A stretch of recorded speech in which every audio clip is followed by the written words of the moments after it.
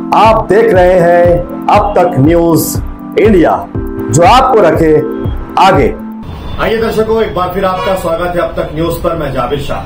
दर्शकों, आज हम बात करने वाले हैं नदी से निकलने वाले सोने की। जी हाँ दर्शकों, मालेगांव शहर में कई दिनों से आप देख रहे होंगे कि नदी से निकलने वाला सोना किस तरीके से लोग चोरी कर रहे हैं। कई दिनों से मालेगांव शहर में प्रांत अधिकारी की ओर से नदी से निकलने वाली रेती का, वाड़ू का कोई भी टेंडर नहीं निकाला गया है। किसी भी संस्था को इसका ठेका या टेंडर किसी कंपनी को नहीं दिया गया है। लेकिन नदी से हर दिन कहीं टन रेती चोरी हो रही है। नदी के आसपास पूरा खंडर बना दिया गया है। आपकी स्क्रीन पर हर एक वो सीन हम आपको दिखा रहे हैं कि किस तरीके से नदी के आजू बाजू में बड़ी बड़ी गुफाएं खोद दी गई है, बड़े बड़े गड्ढे खोद दिए गए हैं और उसमें से बेइंतहा रेती निकालकर चोरी की जा रही है। सवाल क्या है दर्शकों? सवाल ये है, क्या हम उस जगह पर पहुंच सकते हैं? हमको ये पता है कि कहां से वाड़ू चोरी हो रहा है, कहां से रेती चोरी हो रहा है, कौन चोरी कर रहा है, कौन निकाल कर ले जा रहा है। बैलगाड़ियों के जरिए कैसे नदी से रेती बाहर निकाल कर लाई जा रही है। एक जगह बड़े बड़े ढिगार लगाए जा रहे हैं, फिर वहां से ट्रैक्टर और डंपर के जरिए भरकर निकल रहे हैं। एक बड़ी टीम इस पर काम कर रही है। लेकिन सवाल हमारा ये है कि जो चीज हमें दिखाई देती है, क्या वो चीज शासन प्रशासन को दिखाई नहीं देती है क्या? वाड़ू चोरी करना यानी कि नदी में गड्ढे करना इस देश की आर्थिक व्यवस्था को नुकसान पहुंचाना है। ऐसे लोगों पर फौजदारी का गुना दाखिल क्यों नहीं होता? रेती चोरी करने वाले दिन दहाड़े रेती चोरी कर रहे हैं। आप स्क्रीन पर देख सकते हैं कि वन विभाग में दिन दहाड़े किस तरीके से वन विभाग के बड़े बड़े पहाड़ों को, चट्टानों को जमीन दोष किया जा रहा है और बड़े बड़े डंपर और ट्रैक्टरों के जरिए ये वन विभाग का मुरुम, सरकारी खजाना किस तरीके से लूटा और चोरी किया जा रहा है। प्रशासन की कोई भी कार्रवाई नहीं। मालेगांव शहर में आसपास में जितने भी गिरना नदी को लगकर शेतकरी खेती करते हैं, वो सभी लोग इन रेत माफियाओं से परेशान आ चुके हैं, क्योंकि उनकी भी कई शिकायतें और तकरारें तहसील, प्रांत और अपर कार्यालयों में पहुंची है, लेकिन कोई भी कानूनी कार्रवाई नहीं। सवाल ये उठता है दर्शकों कि इस तरीके से दिन दहाड़े वाड़ू माफिया, रेती माफिया, मुरुम माफिया, डबर माफिया, मट्टी माफिया कैसे इन सारी चीजों को हर दिन भारत सरकार, मालेगांव आवाम की जनता और इनको नुकसान पहुंचा रहे हैं, लेकिन प्रशासन अपनी आंखें बंद करके बैठा हुआ है। इन्हें लिखित स्वरूप में कहीं तकरारें दी गई है, इन्हें एविडेंस भी दिखाए गए हैं, लेकिन उसके बावजूद भी कोई कार्रवाई नहीं।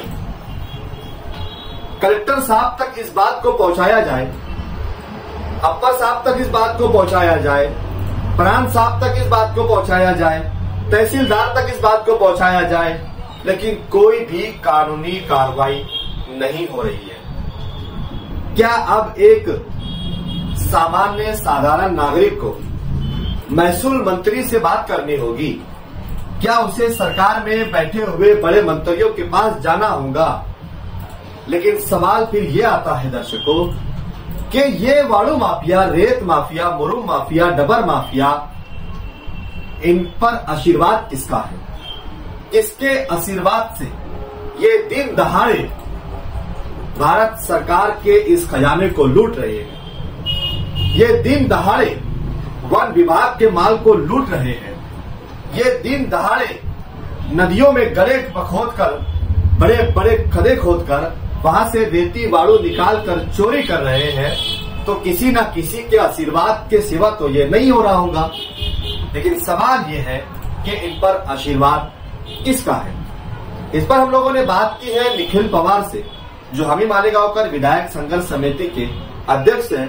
उन्होंने क्या कहा वो आपको सुनाते हैं कि किसके आशीर्वाद से ये सारा वन विभाग का माल और मालेगांव महसूल विभाग भारत सरकार का माल कैसे दिन दहाड़े लूट रहे हैं, किसके आशीर्वाद से। मालेगाव तालुक्यातील गिरणा नदीच्या पात्रामध्ये, मोसम नदीच्या पात्रामध्ये मोठ्या प्रमाणावर वाळूचा अवैध उपसा चालू आहे।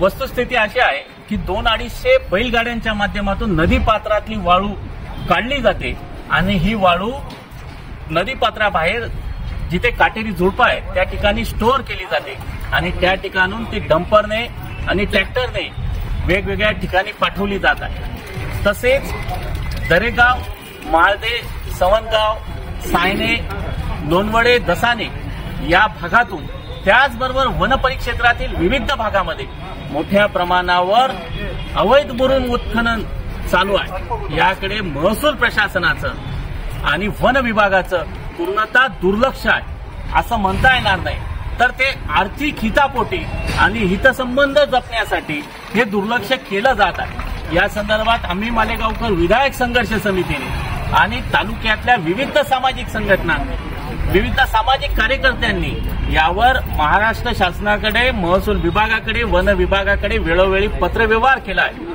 परंतु सरकार यावर कारवाई करायला तयार नाही। मालेगावचे तहसीलदार महोदय असतील, प्रांत साहेब असतील, अप्पर जिल्हाधिकारी महोदय असतील आणि वन परिक्षेत्र अधिकारी महोदय असतील, हे वाळू माफियांना, मुरुम माफियांना राजकीय दबावातून पाठीशी घालत आहेत। ही वस्तुस्थिती नाकारता येणार नाही।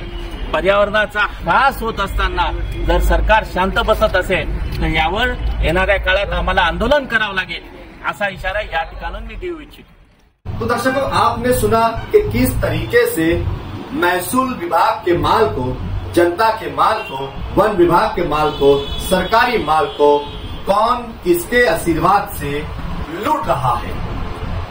ये लूटमार कब बंद होगी? क्या इन पर कोई कानूनी कार्रवाई होगी? क्या इनके ऊपर सरकार कोई एक्शन लेगी? क्या इनके ऊपर कलेक्टर साहब, मालेगांव में बैठे हुए तहसीलदार, प्रांत, एडिशनल कलेक्टर, क्या इन पर कोई कार्रवाई करेंगे या नहीं करेंगे? दर्शकों, हमने जब महसूल विभाग के बारे में उसके मुतालिक एक खबर शाये कर दी थी तो महसूल विभाग ने हमें नोटिस दे दिया था कि महसूल विभाग की बदनामी की। अब महसूल विभाग का लाखों रुपए का माल रोजाना दिन दहाड़े उनकी आंखों के सामने चोरी हो रहा है। महसूल विभाग की कोई बदनामी, कोई बेइज्जती नहीं हो रही। लेकिन किसी पत्रकार ने अगर महसूल विभाग के मुतालिक खबरें छाप दी या अपने चैनल पर दिखा दिया तो उसे नोटिस दे दिया जाता है कि महसूल विभाग की आपने बदनामी की है।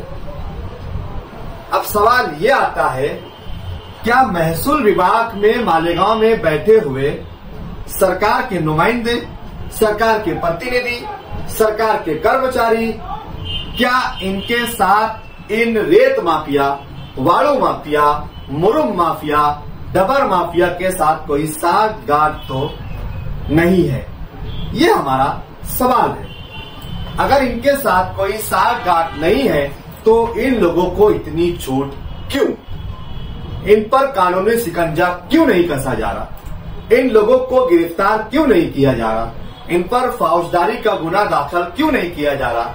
इनकी गाड़ियों को माल समेत जमा क्यों नहीं किया जा रहा? कौन दिन दहाड़े नदियों में से और वन विभाग से माल चोरी कर रहा है? क्या वन विभाग के अधिकारियों को नहीं दिखता है क्या उनके आंखों के सामने वन विभाग में जितने भी पहाड़ी इलाके हैं वो किस तरीके से दिन दहाड़े जीसीबी के जरिए, बड़े बड़े डंपर गाड़ियों के जरिए वन विभाग का माल लूट रहे हैं? क्या वन विभाग के अधिकारियों को नहीं दिखता है क्या?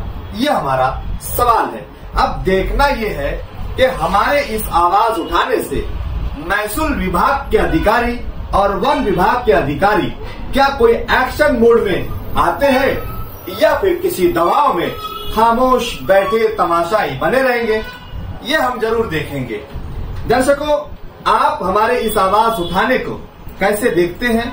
क्योंकि हमारी ताकत हमारे दर्शक, हमारे व्यूअर्स हैं, तो आप हमें इसमें कमेंट बॉक्स में जरूर बताइए कि हमने जिस मुद्दे को उठाया है, हमने जिस सवाल को उठाया है, हमने जिस पर टीका टिप्पणी की है, क्या वो दुरुस्त है? कमेंट बॉक्स में हमें जरूर बताइए। और अगर आपने अभी तक हमारे अब तक न्यूज इंडिया को सब्सक्राइब नहीं किया है तो रेड बटन दबा के सब्सक्राइब जरूर करें, ताकि हमारा हर वीडियो आपको मिलता रहे। दर्शकों, फिर हाजिर होऊंगा किसी नए सवाल के साथ। तब तक के लिए आपके इस दोस्त को इजाजत दीजिए, फिर मुलाकात होगी। जय हिंद, जय महाराष्ट्र।